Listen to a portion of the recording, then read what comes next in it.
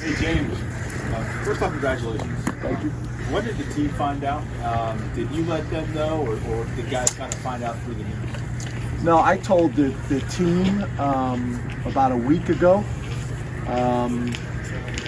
and told the recruits probably about a week ago. It's been a moving target for a long time, but I wanted to make sure that they heard first. And the leadership council, as you guys know, I've been talking to them the whole time. Hey James, what assurances were you given to make you feel confident enough to commit long term? And I understand this. I'd like to talk about Michigan State, but I get it. I've been putting this off for a while. There's the reason it was 9 weeks is because it wasn't really about me.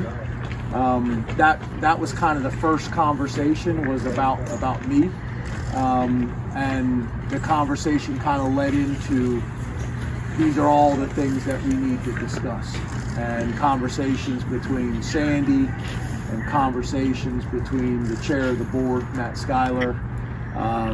Obviously, with the transition in the president's position, Dr. Barron has been phenomenal, but with the transition in that kind of played into it as well. But a lot of the stuff we talked about that was kind of in my quote, just making sure that we're doing everything we possibly can the other 364 days to compete with the people that we want to compete with. James, how much of a relief was it for you and your family and just everybody to finally get that out of the way, so to speak? I know that may be coming across the wrong way, but just to not have to be dealing with us and everybody else. Yeah, to be honest with you, that was the biggest thing. It really wasn't the process. The process kind of goes.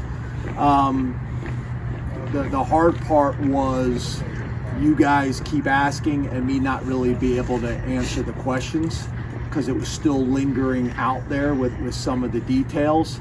That was the biggest issue, and because you guys were talking about it and asking about it and writing about it, then there was other conversations that had to happen with recruits and so on and so forth. So I get it, I understand it, but that was really the biggest issue. You know, we want to sit in there and watch film and come up with the game plans and coach the kids.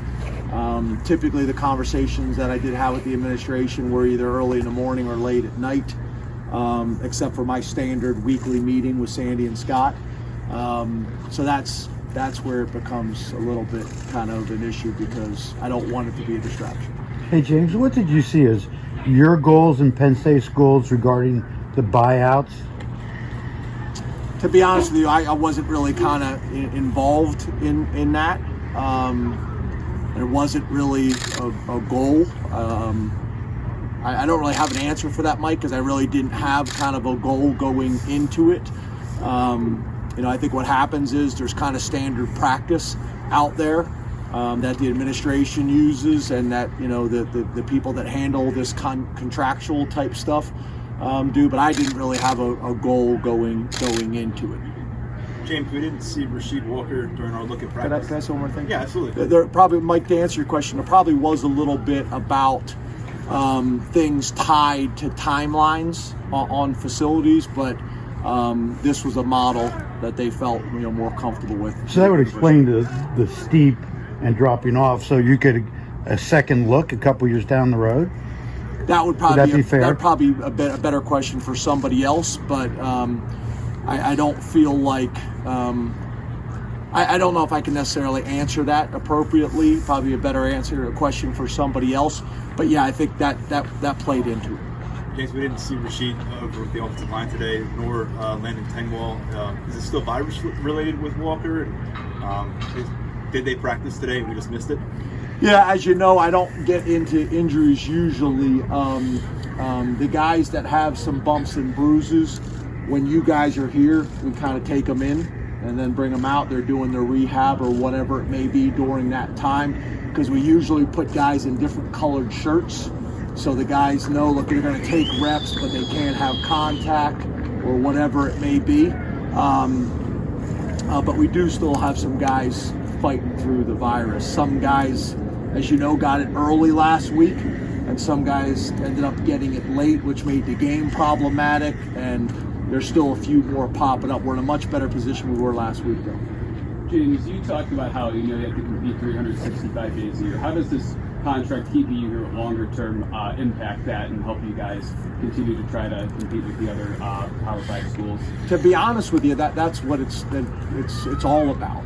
That's what the whole contract is about. And I do think you guys have heard me talk for a long time about alignment.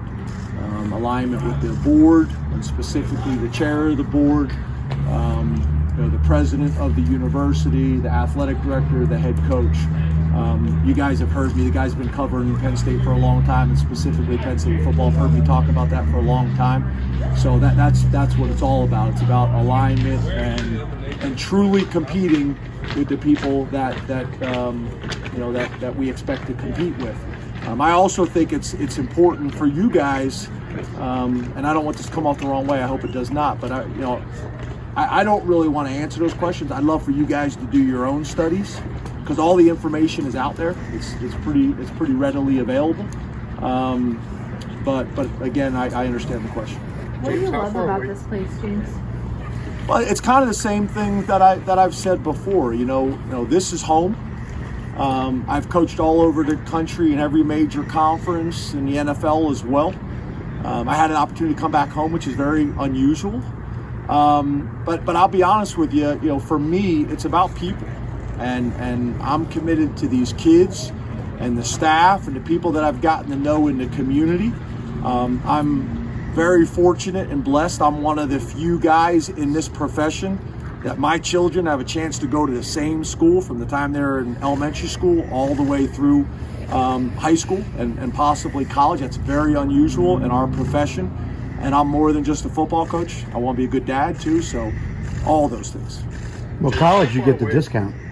Yeah, if they come here, my daughter is interested in food science, so she's narrowed it down to Penn State and Clemson and Uncle Dabo, which I'm not sure I'm a big fan of that one. I don't know if that's going to go over well in the media, but we've become pretty close with Dabo and his family, and they do have a good food science program, so I may need some help recruiting Shola. James, how far away do you think the program is from getting it where you want it to be, and how much closer does this contract get to getting you there? Yeah, again, I think that's obviously you guys talk about those things. I mean, the things that we have done, when you compare our conference, when you talk about New Year's 6 bowl games, when you talk about New Year's 6 wins, when you talk about beating some of the people in this conference that we've beaten that other people haven't, when you talk about a Big Ten championship, and there hasn't been too many other people get Big Ten championships, I think we've done some good things, but obviously there's a next plateau that we have to get to, and I recognize that and am committed to doing whatever possible to help us get there with the help of a lot of other people that it takes, and that's back to the alignment. We've talked about physical changes around the program a lot. How much do you find the need for philosophical change to be part of the equation? Always. I mean, Ben, I think that's a good question. It's all of it, right? Every aspect of it, we have to get a little bit better. And I think, one of the things we talk about a lot of time is when you're outside of the top 25 and haven't been in, you're trying to get in. That's a battle, and it's hard. And then once you get into the top 25, that is challenging to get up into the top 10. And then once you get up into the top 10, that gap between the top 10 and the top 4 to 5 programs, that's more of a significant gap than any of those other stages we talked about. And then again, to get to that, that national championship. And it's all of it.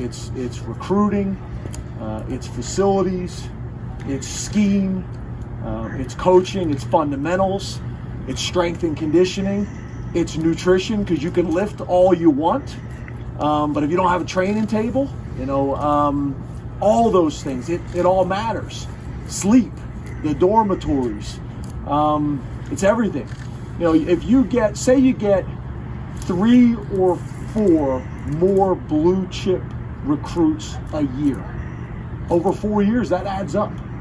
And then once they get on campus, if you have everything that you need to develop them, those little margins that you're scratching and clawing for, they all add up. And I think you guys know we've been close. We've been really close in some games, We've been really close in terms of getting into the playoffs. Been ranked pretty high at times. We got to be able to sustain it, and that's what this is all about. And I'm glad we can finally talk about some of these things in more detail. I do think sometimes it's better coming from you guys than it is from me. And like I said, all the information is pretty available. James, we're 3 weeks out from the early signing period. I know you've been reassuring these recruits along the way and their families, but first to be public and to be official this close, what does it do for you during the final stretch here? Yeah, I think it helps. I think you guys know we got a bunch of commits early on and kind of held on to them. And for us, there's maybe a little wiggle room left, but it's really just about getting the guys that we got committed right now signed. Maybe one or two others. So obviously, I think the recruits and their families, that again, they've been informed the whole time, whether it's been individual phone calls with recruits and parents, whether it's been group Zoom calls, whether it's been one-on-one meetings in person on campus.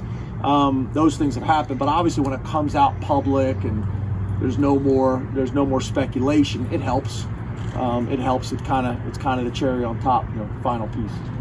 What would a win on the road at Michigan State to end the regular season do for this team headed into the offseason? Yeah, I mean, obviously, ending the season with a win on the road against Michigan State, a team that's had a good season. Obviously that momentum taking us into the bowl game, and then finding a way to get a win there going into the offseason, I think is important. I think somebody asked me a question maybe last week about momentum and how a season ends. Does it matter? I think it all matters. Everything matters. I truly believe that.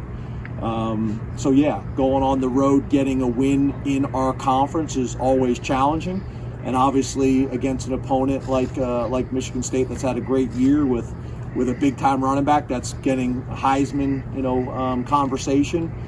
Probably going to get invitation. That's a challenge. Thank you very much, Coach. Thanks, guys. Thanks, James.